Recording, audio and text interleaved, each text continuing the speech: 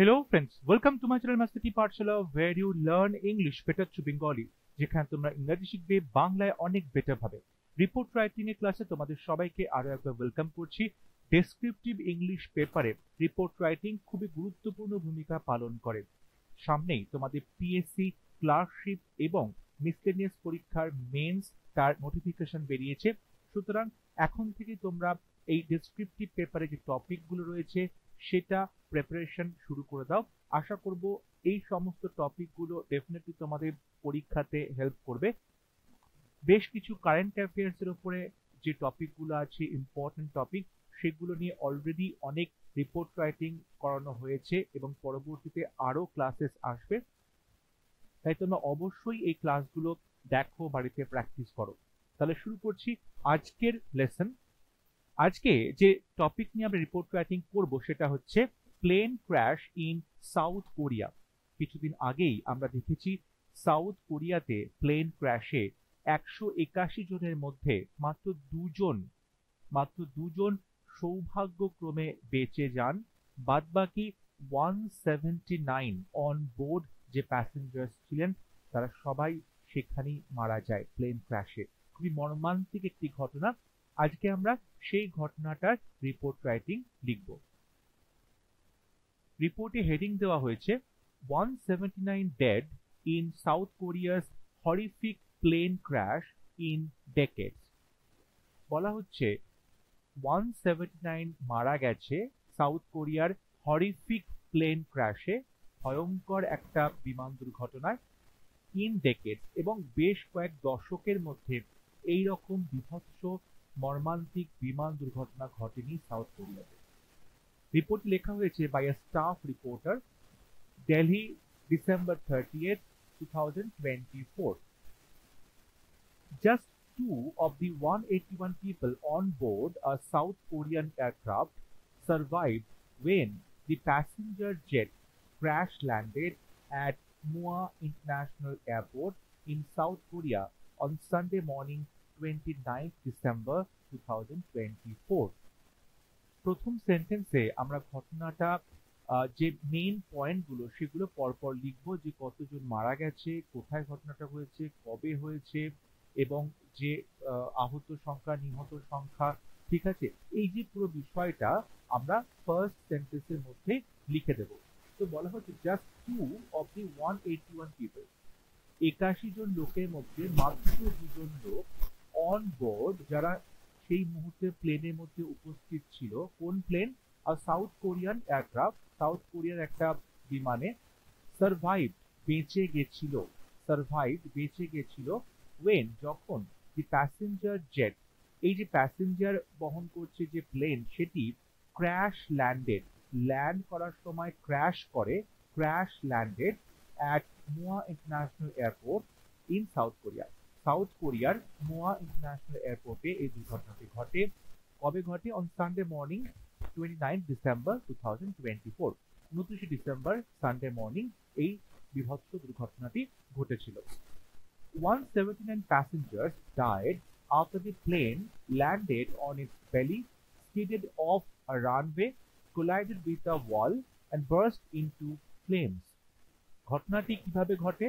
বলা হচ্ছে 179 জন প্যাসেঞ্জার তারা মারা যায় যখন প্লেনটা ল্যান্ড করে অন ইটস বেলি, অর্থাৎ ল্যান্ড করার সময় যে চাকাগুলো খুলে যায় এবং চাকাগুলো ল্যান্ড করে সেখানে কিছু একটা কনজেশন হয়, সেখানে কিছু একটা প্রবলেম হয়, তার ফলে চাকাগুলো খোলে না। তো প্লেনটা তার পেটের ওপরে ল্যান্ড করে, মানে বেলির ওপরে ভর দিয়ে ল্যান্ড করে। স্কিডেড অফ আ রানওয়ে, এবং তার ফলে রানওয়ে থেকে কিছুটা স্কিড করে, মানে পিছলে সেখান থেকে কিন্তু দূরে সরে যায়। কোলাইডেড উইথ দ্য ওয়াল, এবং সামনে গিয়ে একটা কনস্ট্রাকশনে কাজ হচ্ছিল, একটা পাঁচিল মতো ছিল, দেওয়াল ছিল, সেখানে গিয়ে ধাক্কা মারে। অ্যান্ড বার্স্ট ইনটু ফ্লেমস, এবং তারপরে সেটা ফেটে পড়ে আগুনে। ওখানে যখন এই ওয়ালের সাথে কোলাইড করে তখন বিমানটা ফেটে যায়, বার্স্ট করে। It was the worst aviation disaster on South Korean soil. South কোরিয়ার মাটিতে এই রকম যে এভিয়েশন ডিজাস্টার, বিমান দুর্ঘটনা, সেটা এর আগে কখনো ঘটেনি। তাই বলা হচ্ছে দি ওয়ার্স্ট, সব থেকে বাজে রকম একটা দুর্ঘটনা, একটা বিমান দুর্ঘটনা সেটা হচ্ছে সাউথ কোরিয়ার সয়েলে এই প্রথমবার হয়। The two cabin crew survivors were rescued from the plane's tail section. যে দুজন বেঁচে গেছিলেন তারা ছিলেন ক্রু মেম্বার্স, অর্থাৎ প্লেনের ভেতরে যারা কাজ করছিল, তাদের ডিউটি করছিল, এয়ার হোস্টেস বা বলতে পারো সেরকম ক্যাবিন ক্রু, তাদের মধ্যে দুজন বেঁচে ছিলেন এবং তাদেরকে প্লেনের যে টেল সেকশন, অর্থাৎ কোনো প্লেনের যে পেছন দিকে যেখানে টেল লেজ বলতে পারো, সেখান থেকে উদ্ধার করা হয়। The pilot reported that the plane had struck a bird. Pilot report করেছিলেন যে একটা পাখি প্লেনে স্ট্রাক করে, প্লেনে আঘাত করে। The plane has struck a bird, অর্থাৎ প্লেনটা একটা বার্ডকে স্ট্রাক করে যখন ল্যান্ড করার চেষ্টা করছিল, and then aborted the original landing. এবং প্রথমবার কি করে, যখন পাখির সাথে ধাক্কা লাগে প্লেনের, তখন প্লেন তার যে অরিজিনাল ল্যান্ডিং যেখানে ল্যান্ড করার কথা ছিল সেটা অ্যাবর্ট করে, সেটা সেখান থেকে বাদ দিয়ে দেয়। সেটা কিন্তু প্রথমবার যে ল্যান্ডিংটা সেটাকে সে স্টপ করে দেয়, অ্যাবর্ট করে। The plane crashed on its second attempt, কিন্তু দ্বিতীয়বার যখন প্লেনটা ল্যান্ড করবে বলে পারমিশন চায় এবং তাকে পারমিশন দেওয়া হয়, সেই সেকেন্ড টাইম ল্যান্ডিং এর সময় প্লেনটা কিন্তু ক্র্যাশ করে। when the landing gear did not emerge, যখন ল্যান্ড করার সময় যে ল্যান্ডিং গিয়ার বা যে চাকাগুলোর কথা বলছিলাম সেগুলো কিন্তু খোলে না, ওপেন হয় না, এবং তার ফলে ল্যান্ড করার সময় চাকার উপরে ল্যান্ড না করে প্লেনটা তার পেটের উপরে land. The Transport Ministry of the country said that the black boxes holding the flight data and cockpit voice recorders had stopped recording 4 minutes before the crash. এবং সাউথ কোরিয়ার যিনি ট্রান্সপোর্ট মিনিস্টার তিনি বলেন যে ব্ল্যাক বক্স থাকে প্লেনের মধ্যে ককপিটে, সেই ব্ল্যাক বক্সটা কি করে, ফ্লাইট ডেটা এবং ককপিট যে ভয়েস রেকর্ডার্স, অর্থাৎ সেখানে কে কি কথা বলছে, পাইলটরা কি কথা বলছে, আলোচনা করছে, সেই সমস্ত ডেটা সেখানে স্টোর করা থাকে ব্ল্যাক বক্সের মধ্যে। বলছে সেই ব্ল্যাক বক্সটা হ্যাড স্টপড রেকর্ড করাটা বন্ধ করে দিয়েছিল 4 মিনিটস বিফোর দি ক্র্যাশ হওয়ার 4 মিনিট আগেই ওই ব্ল্যাক বক্সটা তার রেকর্ডিংটা বন্ধ করে দেয়। Investigators found bird feathers and blood in both the engines of the crashed jet. এবং ইনভেস্টিগেটররা কিন্তু যখন ইনভেস্টিগেট করে প্লেনটাকে তখন তারা দেখে সেখানে ফিজিক্যাল কিছু এভিডেন্স পায় যে পাখির পালক লেগে রয়েছে, পাখির রক্ত লেগে রয়েছে যে জেটটা ক্র্যাশড হয়েছে তার ইঞ্জিনে, দুটো ইঞ্জিনের মধ্যেই পাখির পালক এবং রক্ত লেগে রয়েছে। They concluded that the bird strike, faulty landing gear and the runway barrier were the reasons which led to this fatal accident. এবং ইনভেস্টিগেটররা তাদের ইনভেস্টিগেশনে কনক্লুড করেন, তারা সিদ্ধান্ত উপনীত হয় যে দ্যাট দি বার্ড স্ট্রাইক, যে পাখি আঘাত করেছিল প্লেনের সাথে, সেটা একটা কারণ, ফল্টি ল্যান্ডিং গিয়ার, এবং যখন প্লেনটা ল্যান্ড করছে যে গিয়ারগুলো ওপেন আপ হলো না, ঠিক করে ল্যান্ডিংটা হলো না, সেটা একটা প্রবলেম।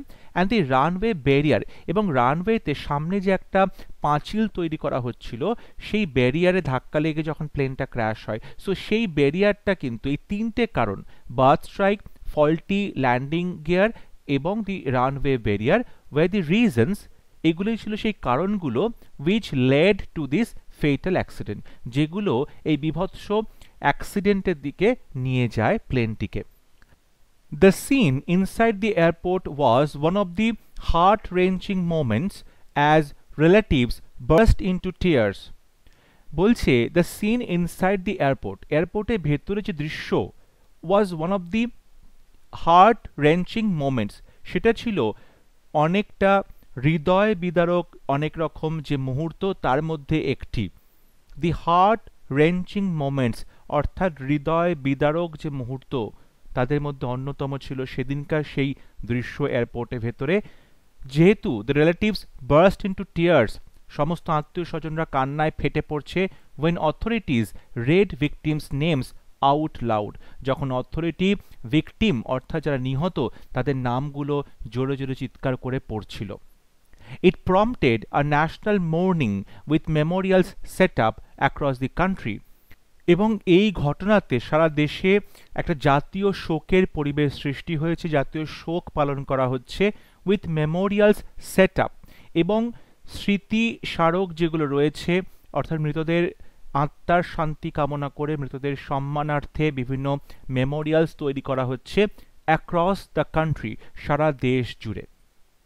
দেখো, তোমাদের যদি মনে হয় রিপোর্ট রাইটিংয়ের যে ওয়ার্ড লিমিট সেটা ক্রস করে যাচ্ছে, বড় হয়ে যাচ্ছে, তোমরা কি করবে, তোমরা এই যে পরের দিকে যে ডেসক্রিপশনগুলো রয়েছে যেখানে তাদের ফ্যামিলির কথা বলা হচ্ছে বা একটু ডিটেল আলোচনা করেছি কারণটা কিভাবে হয়েছে, সে কিছু কিছু তোমরা বাদ দিতে পারো।